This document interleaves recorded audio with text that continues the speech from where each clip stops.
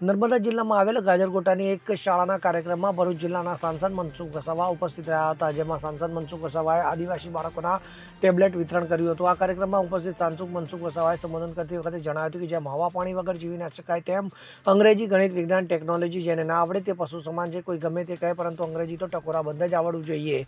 અંગ્રેજી, વિજ્ઞાન, ગણિત વગર તમે ડગલું જ નથી ભરી શકવાના, એમ મનસુખ વસાવાએ જણાવ્યું હતું। ત્યારે આવનારો સમય એવો આવવાનો છે કે જેની પાસે અંગ્રેજીનું જ્ઞાન નથી, ગણિતનું, ટેકનોલોજીનું જ્ઞાન નથી, જીવનમાં જીવી નથી શકવાના, એ પશુ બરાબર છે।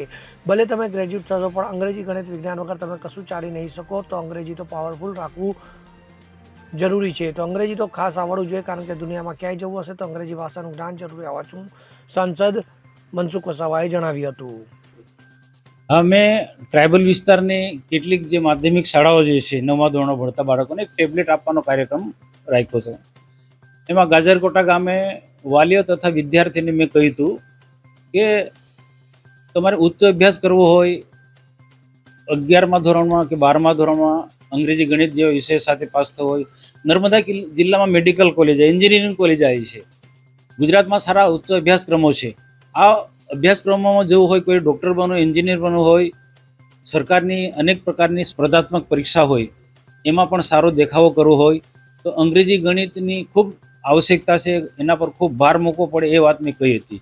અને આજે સ્વાભાવિક છે કે આજે ઇન્ટેલ ગામોની અંદર, ડુંગર વિસ્તારની અંદર જે સ્કૂલો ખોલી છે, અનેક ઘણા કારણોસર આજે અંગ્રેજી, ગણિત જેવા વિષયોનું ઓછું જ્ઞાન હોય છે, તો એ અને શિક્ષણનું પ્રમાણ પણ આવા વિસ્તારની અંદર નીચું છે, અને સરકારી આંકડો છે તો શિક્ષણનું પ્રમાણ ઉપર ઉઠાવવા માટે અને તેમાં શિક્ષણમાં પણ ગુણોત્તર શિક્ષણ પ્રાપ્ત કરે, અંગ્રેજી, ગણિત, વિજ્ઞાન જેવા વિષયોનું શિક્ષણ પ્રાપ્ત કરે, અને આવનારા દિવસોમાં કોઈ આદિવાસી ડૉક્ટર બને, એન્જિનિયર બને, કોઈ ક્લાસ 2 અધિકારી બને, સરકારની જે અનેક પ્રકારની જે જાહેર સ્પર્ધાત્મક પરીક્ષામાં સારો દેખાવ કરે, એ સાથે જ મેં કહ્યું છે। અને વિશેષ એ પણ કહ્યું કે સમય એવો આવવાનો છે કે જેની પાસે સમય એવો આવવાનો છે કે જેમ માણસ હવા પાણી વગર નથી જીવી શકતું, એમ અંગ્રેજી, ગણિત જેની પાસે નથી, એ સમાજની અંદર એ ટક્કર ઝીલી નથી શકવાનો, એ જીવી નથી શકવાનો, એ વાત મેં બહુ કહી છે। એક જગ્યાએ ને ગાજરકોટા નહીં, હું ઘણી જગ્યાએ કહું છું કે અંગ્રેજી, ગણિતનું, વિજ્ઞાન અને ટેકનોલોજીના જમાનો તો એ જ્ઞાન તો હોવું જ જોઈએ,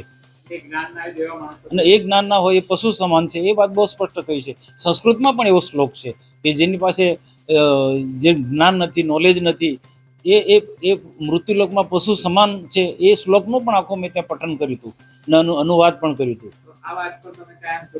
અને બિલકુલ આજે બિલકુલ મક્કમ છે। આજે હરીફાઈના જમાનાની અંદર ટકી રહેવું હોય, આદિવાસી વિસ્તારના યુવાનો આગળ આવવું હોય, સરકારી નોકરી હોય, ક્લાસ 2, ક્લાસ 1 જેવી પરીક્ષાઓમાં એને ઉત્તીર્ણ થવું હોય તો અંગ્રેજી, ગણિત, વિજ્ઞાન એને મજબૂત બનાવવું જ પડશે। જ્યોતિ જગતાપ સાથે CN24 ન્યૂઝ, રાજપીપળા। હવે જુઓ દેશ દુનિયાની તમામ ખબરો તમારી આંગળીના ટેરવે। ઉઠાવો મોબાઈલ અને ગૂગલ પ્લે સ્ટોર પરથી ડાઉનલોડ કરો અમારી CN24 ન્યૂઝ મોબાઈલ એપ।